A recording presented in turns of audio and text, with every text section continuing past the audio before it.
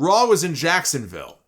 And everybody who got themselves worked up into a frenzy, they worked themselves into a shoot, brother.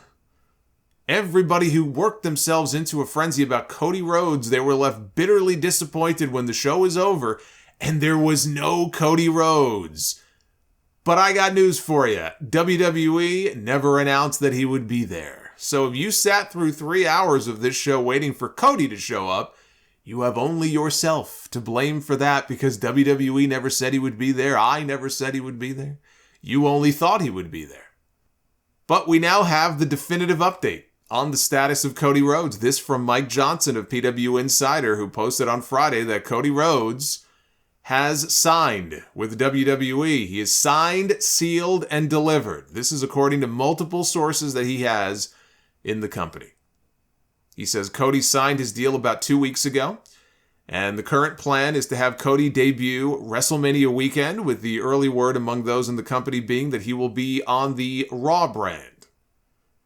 Now, Fightful says that the plan is for him to appear on the Raw after WrestleMania. I assume that is in addition to whatever he's going to do at WrestleMania and not just on the Raw after. I mean, I guess it's possible that he could be on the Raw after only and not WrestleMania, but that wouldn't make a whole lot of sense given that Seth Rollins has nothing to do. So I assume that he'll be on both. And, hearing that he's probably going to end up on Monday Night Raw, who do you have for him to work with on Raw? You got a lot of options. You've got AJ Styles. You've got Edge. A newly heel Edge, too, which is even better if Cody comes in as a babyface. Randy Orton, who he has a history with. Kevin Owens. And, of course, you've got Seth Rollins.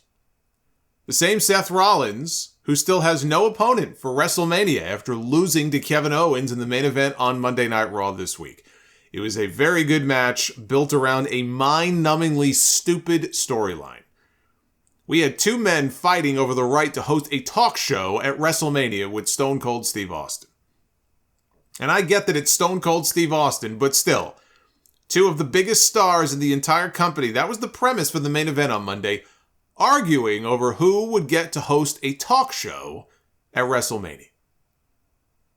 Early in the night, Rollins had a vision. First, he pitched the idea maybe of resurrecting his old Rollins Report show and having Stone Cold as his guest. And Kevin Owens shot that down because he said Stone Cold was his guest. He said Austin was coming for him. You can't have him.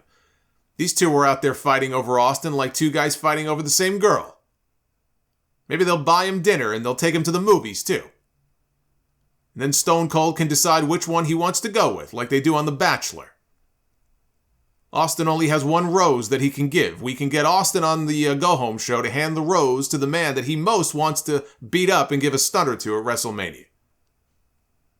See, now, if they were really concerned, if these two were really concerned about getting on the WrestleMania card this year, they should have pitched the idea of a match against each other, instead of giving it away on TV on Monday. That way, they would have guaranteed themselves a spot on the WrestleMania card. It was still a good match, which Owens won with the stunner, and with Rollins left hopeless in the ring, the announcers, boy, they went in hard on the Cody puns. They talked about his WrestleMania hopes being dashed, and how the vision had turned into a nightmare for Seth Rollins. They weren't really being very subtle about it. Whatever Seth Rollins is going to be doing at WrestleMania, it will clearly involve Cody Rhodes. And to that point, there is a Reddit poster who goes by the name Kermit, who posted some potential WrestleMania spoilers. Not about match outcomes or anything like that, but about certain things that are planned and when they are planned, either for night 1 or night 2 and what position on the show. Now, people post things all the time on social media. It doesn't mean that they know what they're talking about. I mean, you can, if you want to get some news from Catman4567999899992 with his egg as his avatar, I heard that he's got a great update on WrestleMania if you want to go listen to what Catman has to say. So there's plenty of people on social media who post a lot of shit, who claim to have sources and don't know what the fuck they're talking about. So why am I bringing this up? What caught my eye? What caught my attention? And the only reason I'm even mentioning this is that after posting this, the Reddit mods jumped in to say that this person had reached out to them and they provided enough evidence that the mods felt comfortable keeping the post up and saying that Kermit is a verified, reliable insider. And so, with that being said, if you want to avoid any and all kinds of potential WrestleMania spoilers, skip ahead by about 5 minutes. According to this person, Seth Rollins against Cody Rhodes will happen on WrestleMania Sunday. Becky Lynch against Bianca Belair is slated to open the show on WrestleMania Saturday. And the segment with Kevin Owens and Stone Cold Steve Austin is currently slated to close night 1 on WrestleMania Saturday. If that is true, and that is a big if, then whether the bell rings or not, this has to be, for all intents and purposes, a match between Steve Austin and Kevin Owens. Now, maybe Austin didn't want to commit to a match in advance out of fear that people might get their hopes up and he couldn't deliver for them, but, he's going to end up doing one anyway, and everybody will be happy because, oh my God, I wasn't expecting Stone Cold to have a match. This is so great. The 19 years stuff, the 19 years comments by Corey Graves on commentary 2 weeks ago, it's all very weird.